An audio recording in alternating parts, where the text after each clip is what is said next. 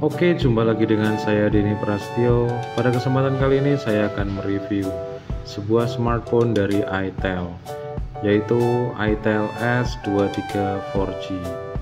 Oke, langsung saja kita bahas dari segi layarnya. Di sini layarnya memakai panel IPS 6,6 inch. Pixelnya sendiri 7,2 kali 1612 pixel seperti itu. Nah, yang paling spesial ini layarnya refresh rate-nya sudah 90 Hz. Wah, ini harganya saja 1,4 jutaan ya.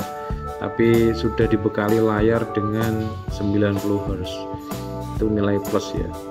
Dan untuk screen to body rasionya ini 84%. Ini masih cukup ramping ya. Bisa lihat di bezel bagian sampingnya dan bagian atas. Untuk bagian bawah memang agak tebal seperti ini. Nah, kita sambil menyiapkan ponselnya ya. Karena ini untuk anak saya, jadi saya setting sebagai ponsel anak-anak seperti itu. Untuk Androidnya sudah menggunakan Android versi 12. Untuk chipsetnya menggunakan Unisoc T606. Saya baru tahu ya ada chipset yang namanya Unisoc. Ini dibekali dengan prosesor octa-core, fabrikasinya 12 nanometer. Untuk GPU-nya sendiri menggunakan Mali G57. Dan untuk RAM-nya sudah 16 GB ya. Ini terdiri dari 8 GB RAM dan 8 GB ROM. Ini artinya menggunakan sistem swap ya. Lalu untuk ROM-nya sendiri 128 GB. Untuk media penyimpanan eksternalnya ini ada slot micro SD ya. Kita lihat langsung. Oh iya, untuk anehnya kemarin pas saya unboxing itu nggak ada SIM ejectornya seperti ini ya. Ini aja SIM ejectornya minjem punyanya GT10 Pro. Kita coba bongkar ya. Oke, apakah ini dedicate? Wah, ini dedicate ternyata ya. Jadi micro SD nya sama dual SIM nya itu terpisah. Mantap sekali ya. Untuk kapasitas maksimalnya saya belum tahu ya untuk SD card-nya ini. Tapi untuk SIM-nya sendiri 4G semua. Mantap. Untuk kamera utama kita lihat ya. Di sini katanya sudah dibekali dengan sensor 50 megapiksel. Kita langsung tes ya. Kita coba untuk foto media tanaman palsu seperti ini. Oke. Nah, untuk hasilnya apakah cukup tajam? Wah, ini luar biasa ini ya. Dengan harga 1,4 jutaan ini terlihat jernih ya untuk fotonya. Coba kita foto untuk bagian low light. Nah, ini untuk hasil low light-nya ya. Nanti kita tampilkan di layar.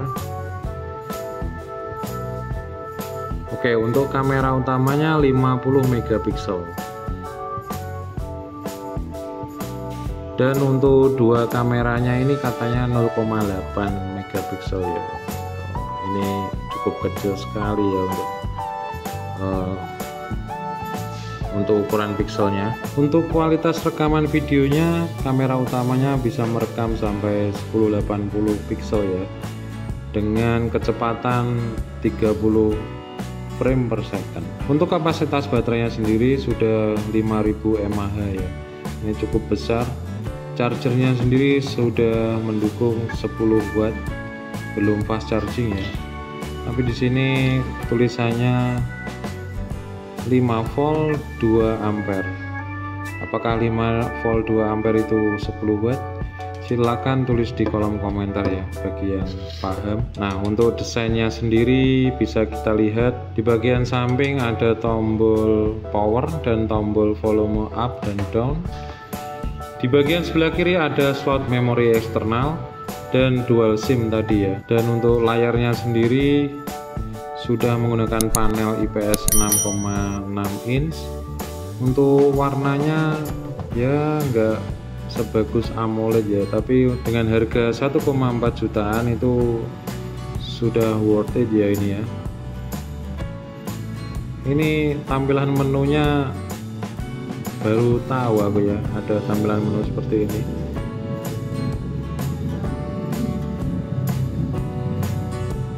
Kita lihat di bagian backdoornya. Untuk backdoornya ini cukup menarik ya. Kita keletek dulu ini stikernya.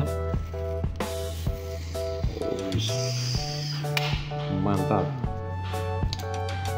Nah, di sini ada logo iTel, jangan sampai dibaca dengan aksen Jawa ya, itu bahaya sekali.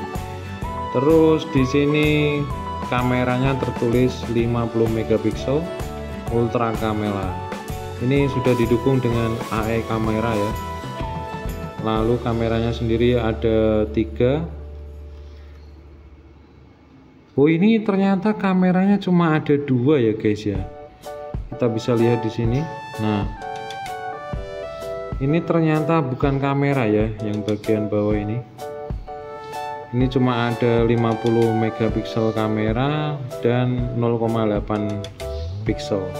Dan satunya lagi adalah LED flash. Ini apa ya ini? Ini nggak fungsi kayaknya. Sebentar, nggak bisa fokus. Nah, nggak ada kameranya ya, cuma gimmick aja. Oke, dengan harga segitu kalian nggak bisa berharap banyak ya. Nah, untuk bagian backdoornya ini desainnya cukup unik ya. Ini kalau kita sorot dengan sinar ultraviolet itu akan bisa berubah warna menjadi agak pink-pink gitu ya. Saya nggak habis pikir ya, iTel bisa memperhatikan hal sedetail itu. Bahkan dengan harga 1,5 ke bawah ini, dia masih memperhatikan desain yang harusnya nggak dipikirkan ya oleh produsen lain. Oke, untuk beratnya sendiri 195 gram. Untuk security-nya sudah dibekali dengan sensor fingerprint ya. Letaknya di bagian tombol power ini sendiri. Untuk varian warnanya ada 2 ya, yaitu Starry Black dan Mystery White seperti yang saya pegang ini. Dengan harga di bawah 1,5 juta, ini adalah smartphone yang paling saya rekomendasikan. Ini saya udah browsing kemana-mana ya, dan sudah membanding-bandingkan dengan tipe lainnya. Bahkan untuk smartphone Poco pun kalah ya dibandingkan dengan iTel S23 ini. Jadi tunggu apa lagi? Jika kalian mau membeli smartphone dengan budget 1,5 juta ke bawah, ya saya rekomendasikan iTel S23 4G ini. Oke, jangan lupa subscribe video saya dan jangan lupa like jika kalian suka. Terima kasih.